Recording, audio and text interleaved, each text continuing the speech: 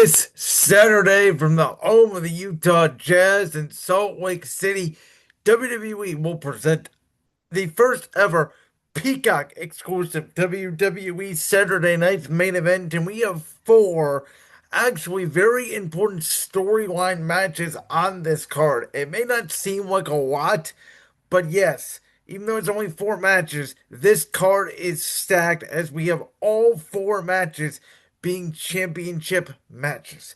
Let's start with the Intercontinental Championship over on the Monday Night Raw side that features the champion Dominic Mysterio, who, believe it or not, is one of the longest reigning champions in WWE. He's had the championship since WrestleMania 41. If a certain other champion loses the championship at this event, Dom may be the longest tenured champion in WWE, especially on the main roster, as he defends the Intercontinental Championship against not only Penta, Zero Mieiro, but Rusev Day in his first championship match on a PLE, if you will. I don't know if you want to call this a PLE or not, since returning to the company back the night after WrestleMania 41. And, after WrestleMania 41, I said I thought Dominic Mysterio was going to transition into this Eddie Guerrero as babyface. And I still think that's the path you could go down. I mean, Dom is getting the Dirty Dom, Dominic, Dirty Dom chance, but he's still in a heel, right? Like Rusev is a heel.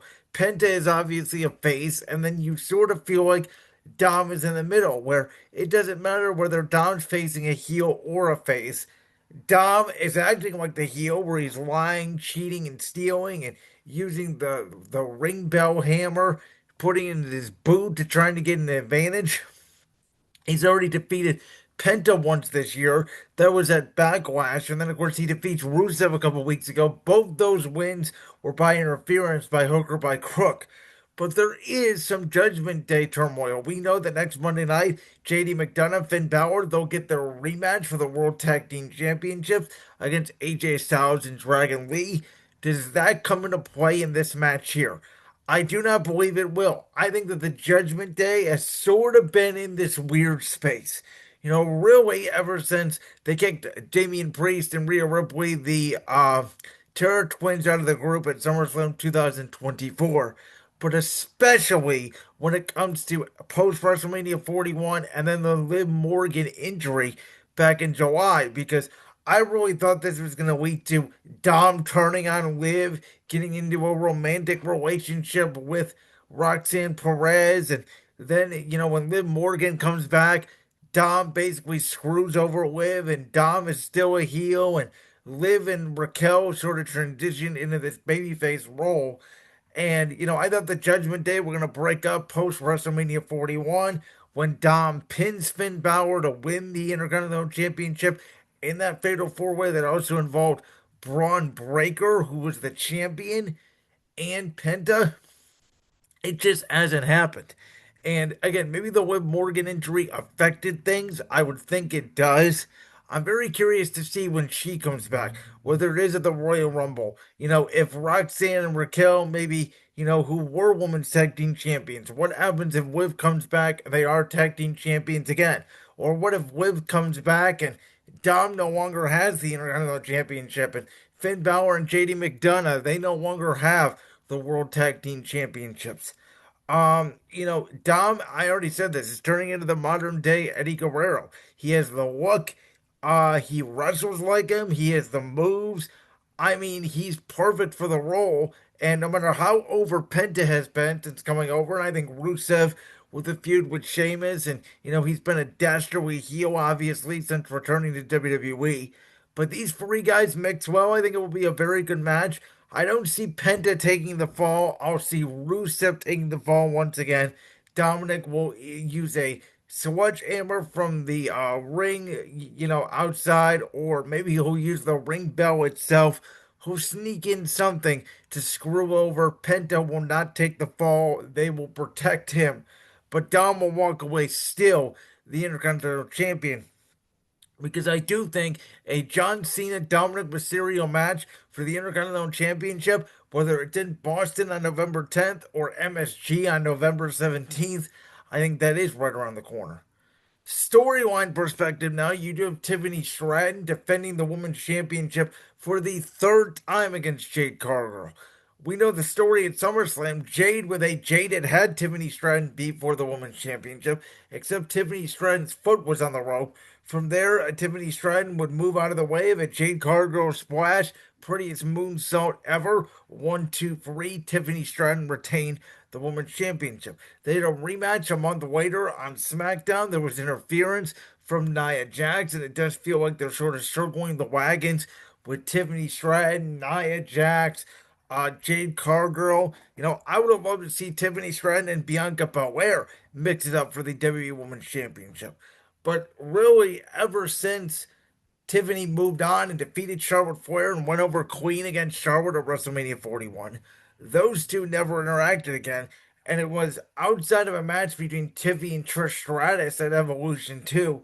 It's been Nia Jax, Jade Cargill, Nia Jax, Jade Cargill. And it just, 70 Valkyrie mixed in there, obviously a crown jewel. But it just feels like Tiffany Stratton. And again, I've defended Tiffany. I think Tiffy Time gets over on the main roster. I think she's one of the most athletic people on the main roster. I do think this character switch is pivotal, though, for Jade Cargill. And I think if there is a chance for Jade Cargill to win the women's championship, I don't think you sort of delay this opportunity. I think Jade needs to come in with this new attitude as a heel. This will be her first match. I'm assuming so. Obviously, recording this before SmackDown, so I don't know if Jade's going to wrestle as a heel, but I'm assuming she won't. And I think there's a chance that Jade just comes in with this new attitude and obliterates Tiffany Stratton, who took her first loss of the year to Stephanie Valkyrie at Crown Jewel. I think that opens the door. She's been women's champion since January 3rd of 2025. I've enjoyed the reign, but I do think we need to get somewhere new. And maybe this is where Jade Cargill wins. And we saw Naomi turn heel and win the Women's World Championship at Evolution. Obviously, Naomi is out of action with the pregnancy and everything, but that was the same night Jade Cargill defeated Naomi in that no holds barred match. Maybe Jade watched Naomi's actions and realized Naomi's right. And that's how you get back to Bianca Belair. And maybe WrestleMania 42 for the Women's Championship is babyface Jade Cargill versus babyface Bianca Belair versus heel Jade Cargill over on the blue brand side of things. Then, speaking of character development, obviously a lot of speculation on who is going to win the World Heavyweight Championship between the best in the world, the Second City Saint CM Punk, who has won the World Heavyweight Championship, albeit briefly, for about 5 minutes. Because of the Seth Rollins cash in at SummerSlam, though, Punk did defeat Gunther Queen in one of the best matches of the entire year in WWE. Punk is looking to regain that championship. He won the number one contenders match by defeating not only LA Knight, but Jey Uso in a triple threat match a couple weeks ago. So Punk has already pinned Jey Uso. Did Jey Uso win a battle royal to get here? Yes. This is a very different Jey Uso, and we can see that by the interactions he had with Jimmy Uso backstage this past Monday night on Raw. But it is my belief that we will not have a new World Heavyweight Champion crowned on this show at Saturday night's main event, which is why I think they have to open the show with this. I think you open it up. I think CM Punk and Jey Uso have a very good match. We see a very aggressive Jey Uso, a almost heel-esque, though not as vicious, Roman Reigns, which CM Punk told Jey this past Monday. He's not talking to little Roman. He's talking to main event Jey Uso. And Jey has made it very clear that he will do whatever it takes to walk out the World Heavyweight Champion. I think there's a scenario out there where Jey Uso completely turns heel and he does win the World Heavyweight Championship from CM Punk. Of course, there's always the scenario of Punk getting to go to sleep to Jey Uso. Maybe Jimmy Uso gets involved with interference or distracts Jey or whatever. Maybe it's LA Knight. And CM Punk walks away the World Heavyweight Champion. But I also think there's this scenario of, the Vision was not involved in the number one contender battle royal, and they did destroy CM Punk prior to them also destroying Seth Rollins. We know the Vision has huge issues with the entire Hawaii family. I think there's a real case to be made that all of a sudden Punk and Jey Uso are having a great match. There's a double clothesline or a super kick or whatever you want to do. Both men are down. Here comes Braun Breaker and Brunson Reed. They try to ruin the match. Out comes Jimmy Uso and LA Knight, and we have this huge brawl.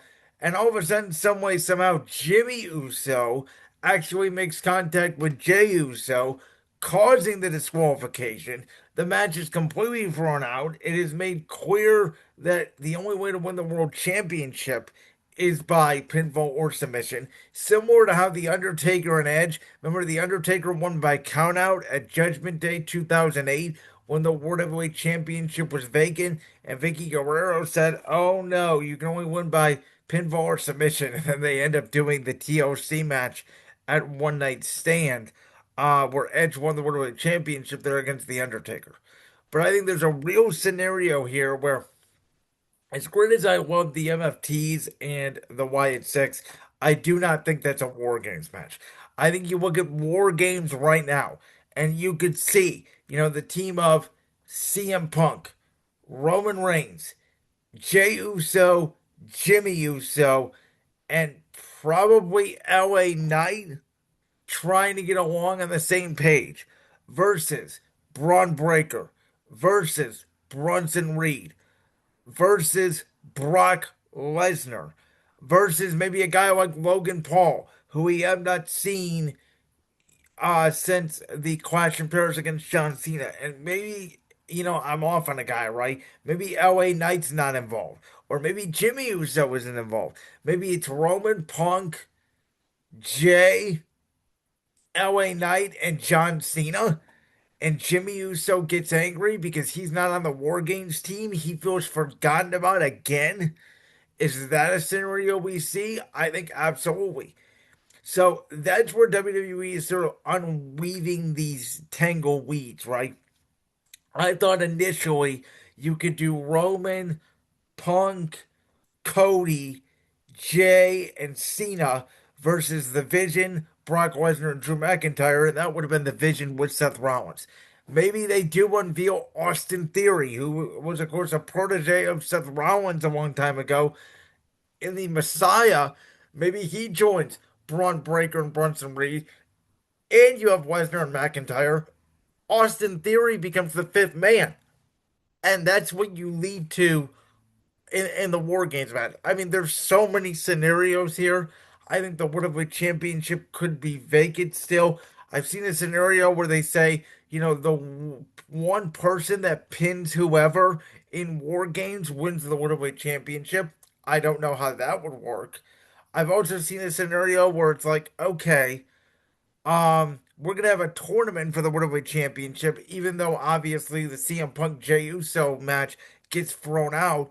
Well, what if the person that faces John Cena in his last match is for the World Heavyweight Championship? And if John Cena wins, he can fulfill his promise of walking away a champion. And Gunther returns, wins that tournament. You have Gunther versus John Cena for the vacant World Heavyweight Championship as part of John Cena's final match. And then bam, you have Gunther as the world champion. Then maybe you do a CM Punk Gunther rematch for the world championship of the Royal Rumble. Maybe that's where Punk eventually gets his championship back. You build this story that Gunther cannot beat CM Punk. Gunther moves on to like Ilya Dragunov over on the Blue brand, gets the United States Championship, which I think Gunther, a lot like his Intercontinental Championship reign, would be a phenomenal United States champion. And so, that's where I'm at, right? I think there's a lot of interesting storytelling here. I said, and now it's transitioned into the main event because it sort of speaks to it, right? Cody Rhodes and Drew McIntyre. And I talked about this a few weeks ago that if it was me booking, I love the angle they did where Chicken Fatu goes down. Everybody obviously blames Drew McIntyre, but we know it's not Drew McIntyre. Maybe it's Cody Rhodes, maybe it's Randy Orton, maybe it's the Vision, maybe it's somebody else. We don't know. But I would have loved it if Cody Rhodes' emotional tangent is what cost him the World Heavyweight Championship. And we saw Cody Rhodes slowly doing heel-like tactics. Again, did it to Randy Orton by attacking the back in that match at the King and Queen of the Ring Night of Champions to win the King of the Ring. We've seen him use the shoe to attack Drew McIntyre. Okay, that's all fine and good. At Saturday night's main event, again, I think you could do a scenario where you put the World Championship back on Cody Rhodes at the Royal Rumble and we all wouldn't care. I would be perfectly okay with a month or two reign of Drew McIntyre being the undisputed champion. I don't think that's the route they're going, but boy, would I love it if Drew McIntyre, the end of Saturday night's main event, is the scene of, and maybe it's Randy Orton who cost Cody Rhodes the way he was pitched apparently earlier this year, of Randy costing Cody Rhodes the undisputed championship by accident. And Drew McIntyre, at the end of Saturday night's main event, has his hands raised. And I think if you want to make these SNMEs on Peacock, even though they're not technically POEs, if you want to make them feel must see outside of John Cena's final match next month, you put the championship on Drew McIntyre. I've already outlined what my two world championship matches on the men's side would be for WrestleMania 42 in Vegas. For me, it's CM Punk and Braun Breaker, with CM Punk being the champion and Braun Breaker becoming the World Heavyweight Champion. And it is Cody Rhodes defending the Undisputed Championship against Royal Rumble winner Roman Reigns. And I think that's where you have The Rock come back, and that's where you have Cody Rhodes turn heel and screw over Roman Reigns. On the women's side, I think it's very possible to get champion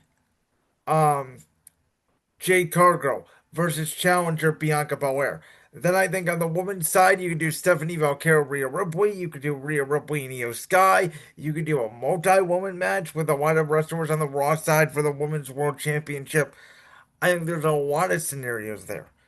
But we are about, it's, late October here. We're about a little bit less than 6 months away from WrestleMania 42. But I think you do got to start planning it now. And I do think there's so many scenarios. I can't tell you for sure there's going to be a no contest for the World Heavyweight Championship. I can't tell you for sure that Cody Rhodes is going to walk out the undisputed champion.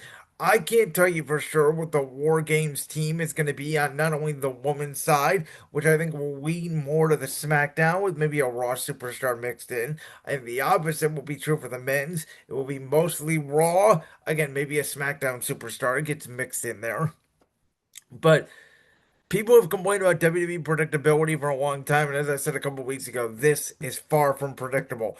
It may be only 4 matches, but I love the way they build all these matches. I cannot wait for Saturday night's main event this Saturday, coming to you from Salt Lake City, Utah.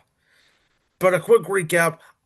I do have Dominic Mysterio retaining the Intercontinental Championship. I think he will lie, cheat, and steal his way, pinning Rusev. Penta does not get pinned. I think Jade Cargill wins the Women's Championship from Tiffany Stratton. I think it may be a squash. I do have the Vision, LA Knight, Jimmy Uso interfering, and I think Jimmy Uso may be the one to cause the disqualification on Jey Uso. Either way, I do not think a World Heavyweight Champion is crowned. And I do think, as much as I want Drew McIntyre to go over here, Randy Orton comes out, accidentally screws Cody Rhodes. There's going to be some shenanigans. Cody will eventually crossroads Drew McIntyre. Cody Rhodes will retain the Undisputed Championship. Though, again, I think it will be the best move WWE may make all year if they make the Scottish Warrior. It doesn't even have to be a long title reign. Just make him the champion for a couple of months until the Royal Rumble. Like that clip from the Brand's World Podcast? If so, make sure you go down there and hit that subscribe button. While you're down there hitting the subscribe button, make sure to also hit the notification bell so you never miss another upload. And make sure you check out all the other clips from the Brand's World Podcast right here on YouTube.